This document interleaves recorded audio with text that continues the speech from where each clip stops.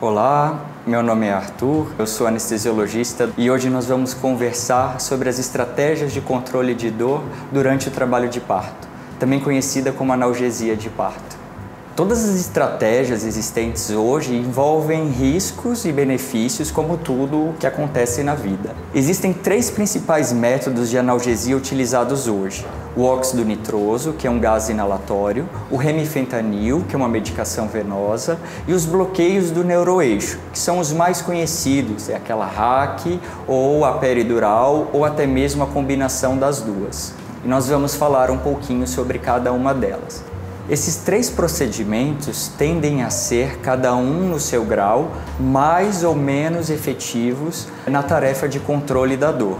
Mas o que a gente precisa sempre avaliar é a autonomia da paciente e o momento que ela deseja a analgesia e o quanto de dor ela quer sentir. Se ela não quer sentir nada ou ela quer apenas reduzir a dor para aquele momento se torne mais controlado. Mas esse controle da dor é possível? Sim, e a gente vai discutir cada um deles agora. A dor, ela é considerada uma experiência subjetiva, individual, apresenta uma percepção multidimensional, ela difere na qualidade e intensidade entre cada pessoa, cada uma vivencia a experiência dolorosa de uma forma diferente. Mas uma coisa muito importante, a dor ela é afetada por variáveis afetivas e emocionais, o que faz com que a experiência de cada mulher seja diferente e a gente precisa entender e respeitar isso. Por essa diferença de sensação dolorosa entre as mulheres, é recomendado que cada uma delas converse com o seu anestesiologista antes de cada procedimento. Mesmo que o parto planejado seja um parto natural, sem anestesia, é importante essa conversa e esse diálogo para entender qual a dinâmica daquele momento. O limite para suportar a dor é pessoal e intransferível, e ninguém pode decidir este momento por você. Mas agora vamos conversar um pouco sobre cada uma das estratégias. Primeiro nós vamos falar sobre o óxido nitroso. O óxido nitroso também é conhecido como protóxido ou gás do riso. Ele é um dos anestésicos mais antigos utilizados na prática anestésica. É uma estratégia segura de analgesia que pode ser administrado através de uma máscara nasal ou bucal, em que a mãe faz o controle da dor através da quantidade desses gases, sendo orientada pelo anestesiologista. Esse gás, ele não promove um acúmulo nem na mãe e nem na criança, sendo rapidamente eliminado pelos pulmões.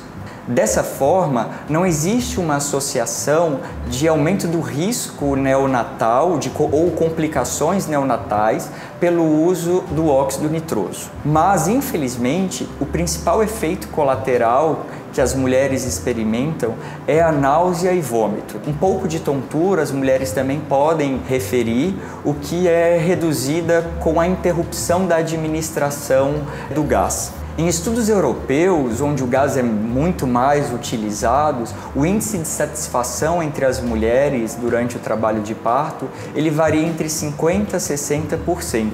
Mas, infelizmente, nas maternidades brasileiras, o gás ele é limitado, ele tem um recurso que nem todas as maternidades disponibilizam ou aceitam essa prática. E o que infelizmente é uma verdade é que o óxido nitroso ele é extremamente poluente, né, falando em contaminação ambiental, e é o gás que mais destrói a camada de ozônio. Isso é uma das limitações do uso do gás.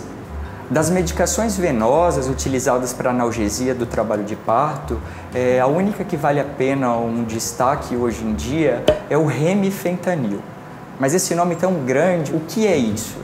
O remifentanil, ele é da classe dos opioides, ou seja, ele é um irmão da morfina, mas ele tem um metabolismo completamente diferente. Ele é rapidamente metabolizado pelo organismo, não causando acúmulo nem na mãe e nem no bebê.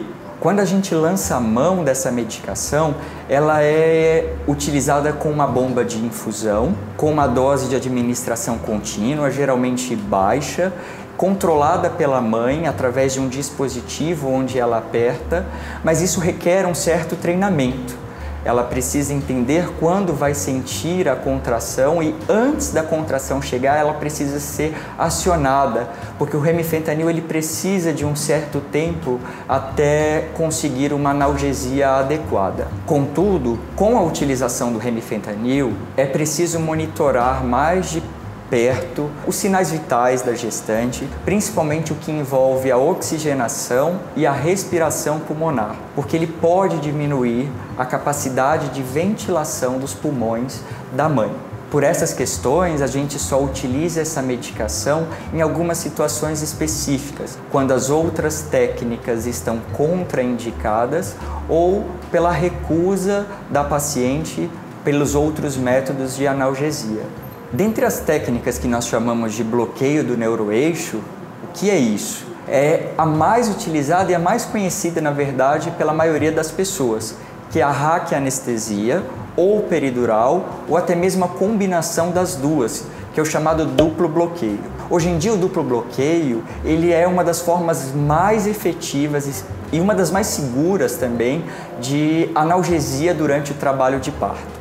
O duplo bloqueio consiste em uma punção peridural e nessa mesma punção a gente já aproveita e faz a raquianestesia, sempre com doses mínimas de anestésico, o que permite haver um controle da situação. A técnica do duplo bloqueio ela foi se desenvolvendo ao longo dos anos e cada dia mais se tornando segura. Com a peridural é passado um catéter.